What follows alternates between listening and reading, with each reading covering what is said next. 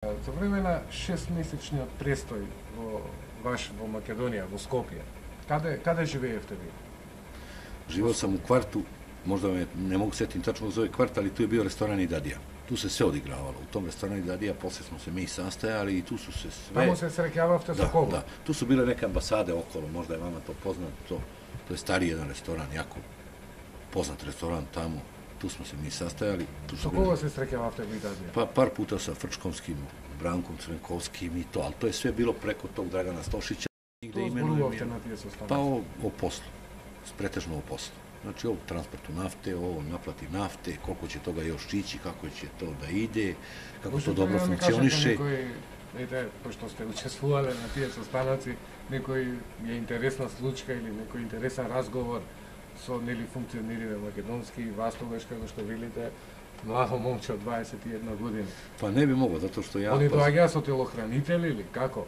Pa verovatno su to telohranitelji, nisu predstavljali, to su ljudi koji neutralno sede za svojim stolome, ja nisam prilazio nikom uzimao ličnu kartu da im ko je šta je, niti me to tada zanimalo. Ja sam imao garanciju od ovih mojih ljudi da je to sve okej on. Međutim, ja nisam čovjek alkoholičar, nisam nikad kocko, nikad pio u životu, nisam se drogirao, nisam nešto, sada kad čovjek da sam ja živao, išao, trčao ovo ono, možda su oni sastajali još negde nešto, ali vidim da kad god se sastanu, oni imaju neke svoje priče.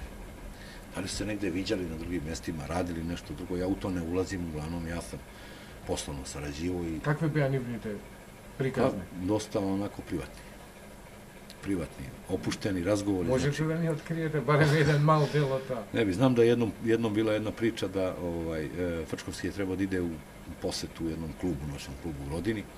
U Bugarskoj, to je jedan hotel, zvao se Rodina, to je bilo na 12. spratu. Taj se klub obično zatvarao tada kad se take organizacije prave. I znam da jedan moj prijatelj je sada u Grčkoj jednom prilikom pomenuo da se odvoji separira za Frčkovskog i za njegovu ekipu i da to ne izađe u javnost.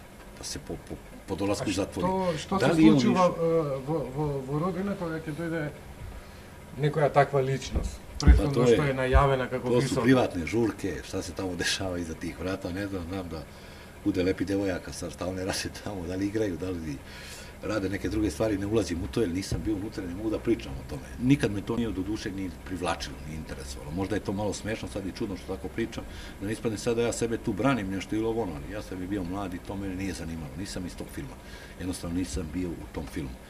A i možda mi nisu dozvoljavali da uđem u ceo sistem, da vidim sve jer sam jako mlad. Sad, zašto su oni procenili da ne treba da ulazim, da ovo, da ono, ne znam. Znam da je, to su neke priče koje su se prepričavale, možda uzalud gubimo vreme da pričamo o tome, ali neka narod proceni da li je to moguće da tako neko radi ili ne.